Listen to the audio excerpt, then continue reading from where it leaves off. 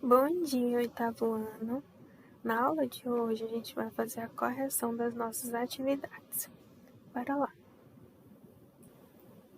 Primeira questão. Sobre as cargas elétricas de um corpo, podemos afirmar que possui cargas negativas um corpo que tem maior quantidade de elétrons em relação ao número de prótons. Pronto. A alternativa correta é essa. A gente sabe que um átomo ele possui cargas negativas e cargas positivas. As cargas negativas são os elétrons e a carga elétrica, né, como o próprio nome já fala, elétrons, elétrica, está diretamente relacionada aos elétrons. A carga elétrica ela possui e ela existe graças à maior quantidade de elétrons em relação aos prótons em um determinado corpo. Então, a alternativa correta aqui é a alternativa A.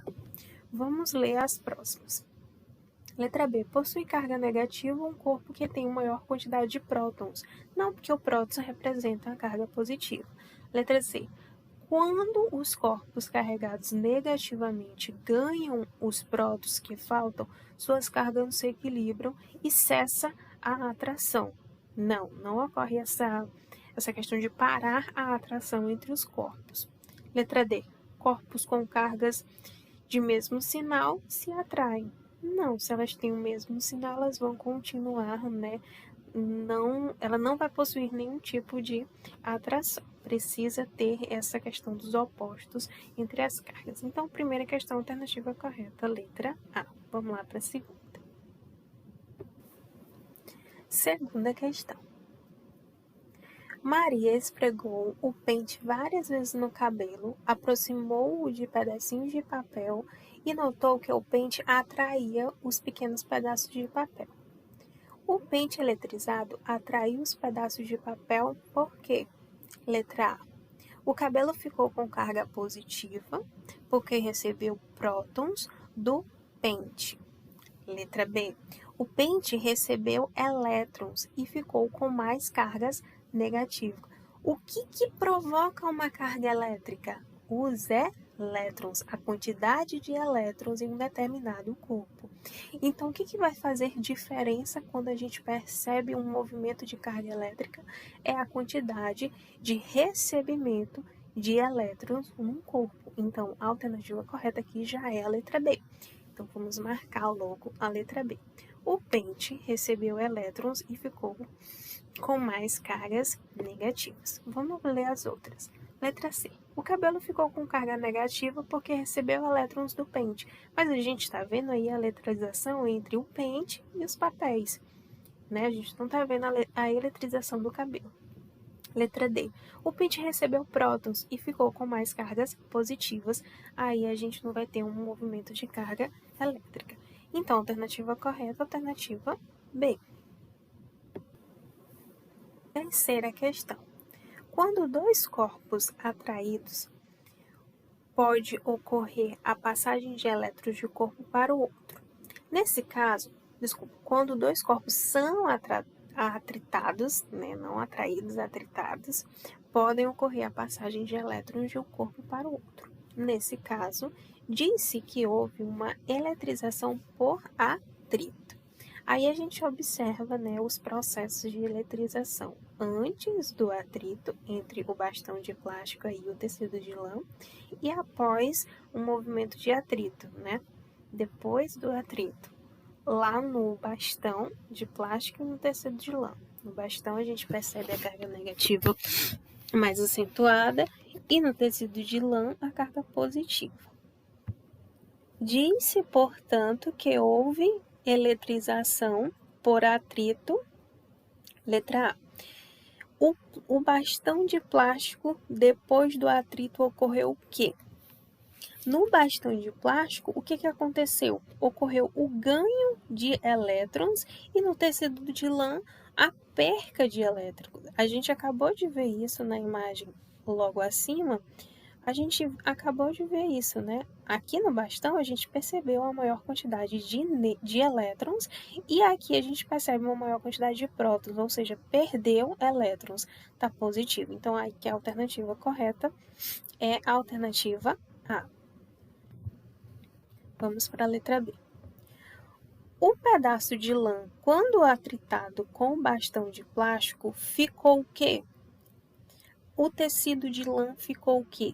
Negativamente, positivamente, neutro, negativamente, positivamente, a gente percebe que lá no tecido de lã está cheio de mais íon, então ele está carregado com prótons, então ele está carregado positivamente. Alternativa correta, letra B. Vamos lá para a quarta questão. Com base nas fotos. Aí a gente tem, né, as fotos de um interruptor no primeiro aqui. No 2 a gente tem algumas pilhas, 2 pilhas Duracell. No 3 a gente tem lâmpadas incandescentes. E aqui no 4 a gente tem fios condutores. Aí as perguntas são as seguintes. Responda. Letra A. O que transforma a energia elétrica em luz e calor?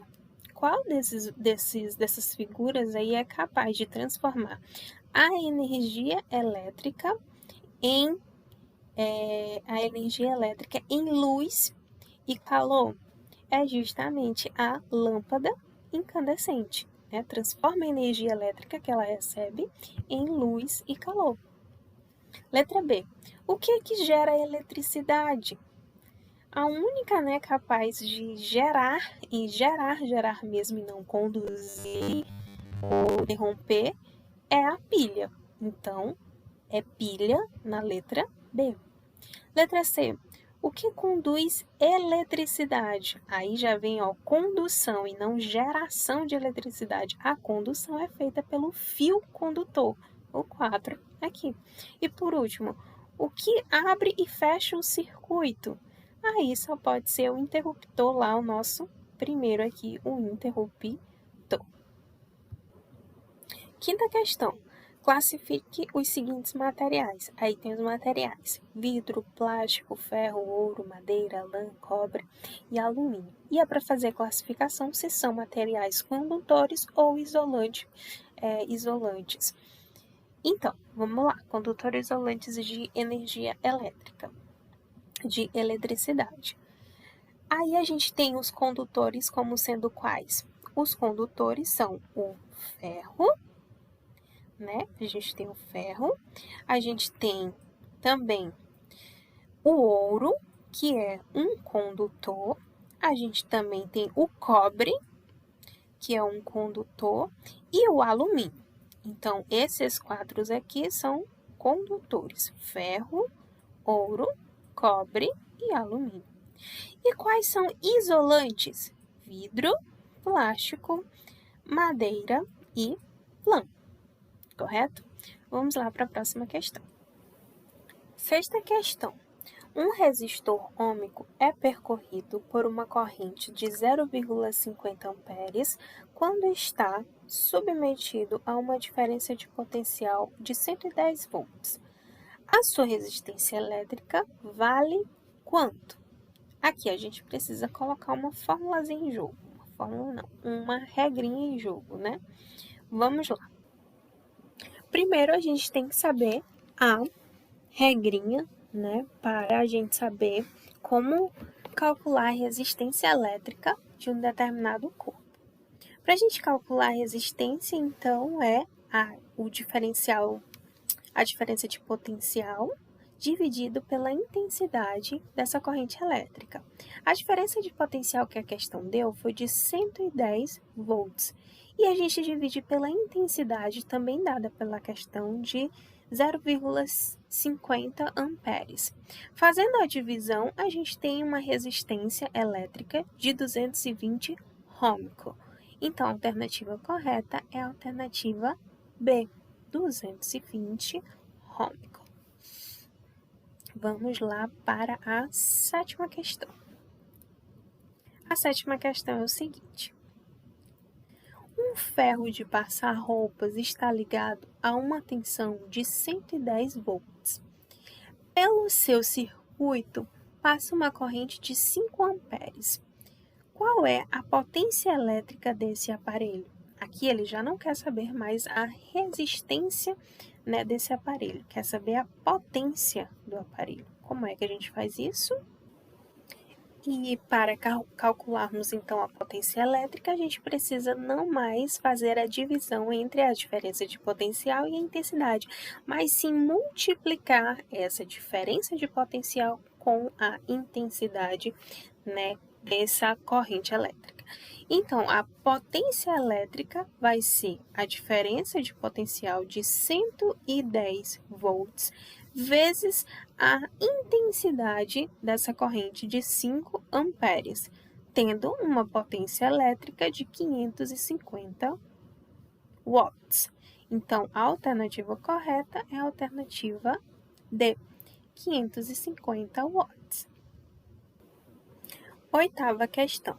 A corrente elétrica em um condutor metálico é o fluxo de prótons, o fluxo de elétrons, o acúmulo de prótons ou o acúmulo de elétrons. Vai ser sempre o movimento feito pelos elétrons que vai provocar uma corrente elétrica, uma carga elétrica. Então, a alternativa correta é a alternativa B, um fluxo de elétrons. Nossa última questão da atividade.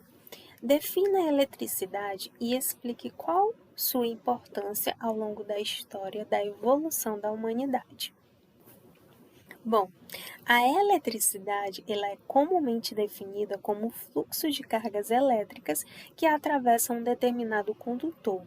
O conhecimento sobre as cargas elétricas existem desde a Grécia Antiga, mas só começou a ter desdobramentos mais importantes na segunda metade do século XIX e no início do século XX, com a segunda Revolução Industrial. A eletricidade, portanto, possibilitou à humanidade ter à disposição uma fonte de energia capaz de movimentar as suas máquinas, acender aparelhos eletrônicos, luzes e instrumentos de medida, sendo fundamental nos dias de hoje. Então, essa é uma sugestão de resposta muito boa para vocês. E por hoje é só. Espero que vocês acompanhem direitinho a correção, façam a correção na atividade de vocês e até mais!